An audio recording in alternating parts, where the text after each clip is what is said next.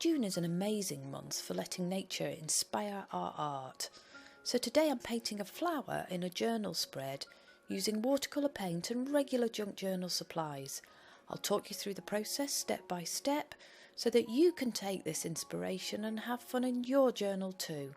And if you love playing with paper and paint and creating in your journal, then hit the subscribe button and ring the little notification bell because I have lots more videos and ideas to come. I wanted to make things really easy today, so I'm stamping this flower.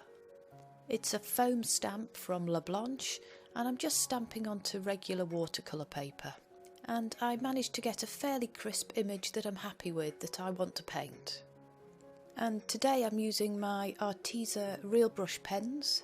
I want to get a really delicate pastel colour, and these allow me to get that.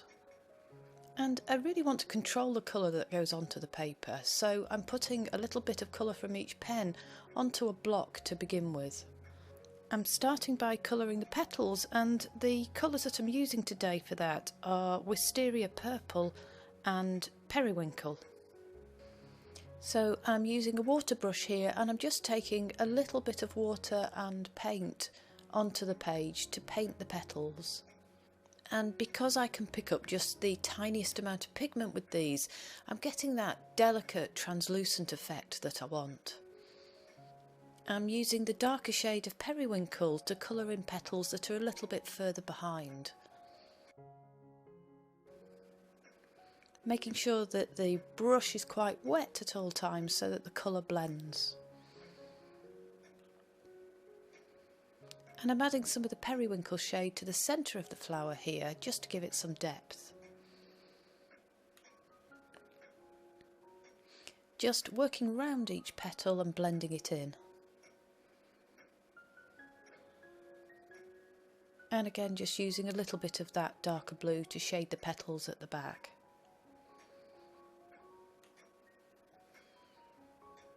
And I use the two shades of Periwinkle and Wisteria to colour the other flower. And as the first flower's dried here, I'm able to add just another layer of shading to the centre just to bring it to life.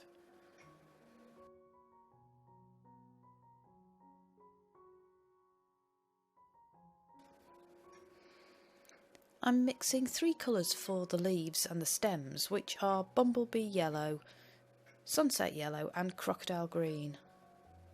And I work my way round the stems and the leaves using different combinations of those three shades, so there's a little bit of variation, which I think makes it more natural. There's something incredibly relaxing about painting with watercolours, so if feeling more chilled out sounds good to you, then have a go at playing with paint.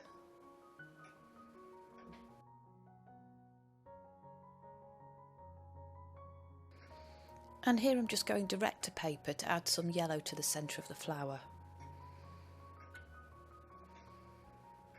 Following up with some black dots using my Inkonic Arteza fine liner pens. If you're interested in the brush pens or the fine liners, then I've put a link to the Arteza site down below, and there's also a promotion code which will give you 10% off until the 30th of June. If you do use the link in the description box, then I will be paid a small percentage, but it won't cost you any more. And I hope I've been able to represent the colours that are in the napkin here. And here I'm just putting a tiny bit of wash, just a tiny bit of pigment on the edges of the page so that it's not pure white when I stick pieces of paper onto it.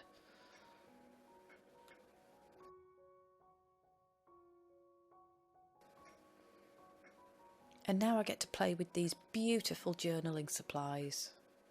I'm just getting a feel for where I want to put things, especially this flower, which is the main focal point of the spread. And I want to bring this vintage ledger paper into the design. I think it's absolutely gorgeous, and part of me doesn't really want to cut into it. Do you feel like that with beautiful pieces of paper? So I'm just cutting a little piece out here. I mean, even the ink on this ledger paper has a bit of a violet shade to it, so it seems to tone really well. I've cut it slightly wider than the page. I do want it to stick out a little bit. I just love that old style writing and the ink and the ledger columns. And the flower's going to go on the right hand side here. So I'm just reducing the width of it a little, tearing some off the bottom and rounding the corner. And you can see now how nicely that goes with that ledger paper, and indeed the napkin on the left hand side. And I glue that onto the page with a glue stick, and now a little bit more on the left hand side. So this is a 2-tier pocket made from old book pages. I use old book pages a huge amount in my junk journals, just love them.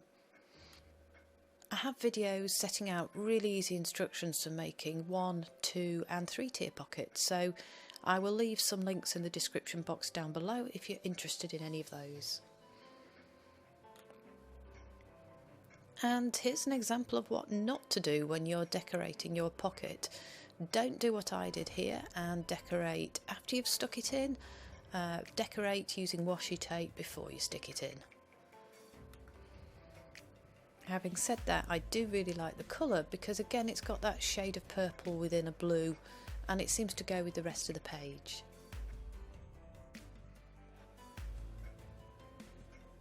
And here I'm just using a snippet of a corner of this gorgeous napkin, and I'm just going to put it underneath the flower on the right.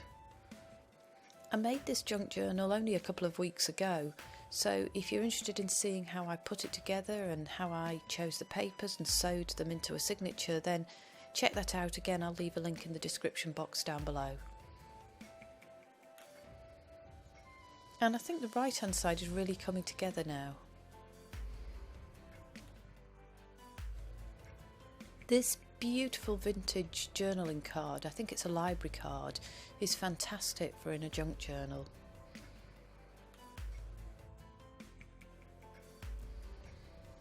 And I can't resist another verse from Shakespeare's sonnet number 18, which reads, "And summer's lease hath all too short a date, sometime too hot the eye of heaven shines, and often is his gold complexion dimmed, and every fair from fair sometime declines." This is the sonnet which begins, "Shall I compare thee to a summer's day," which is probably the line that's most recognised. And again, I'm using my Arteza Inkonic fine liner in black to write in here. If you do like painting really easy flowers, then last week I painted that little lavender plant that you can see above.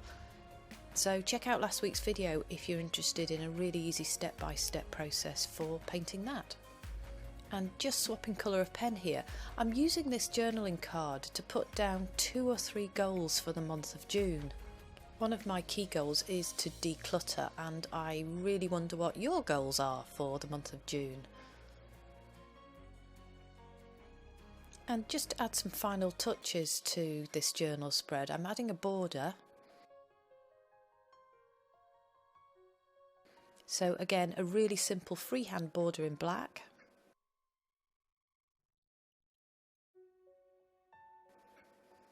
And popping the little journaling cards into the pocket on the left hand side.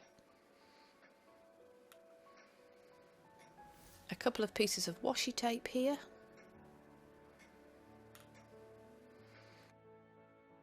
And some more faux stitching on the left hand side on that beautiful vintage ledger paper.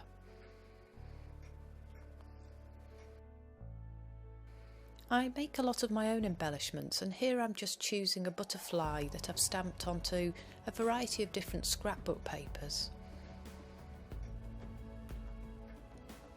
I'm just choosing which one works best because they're all different colours.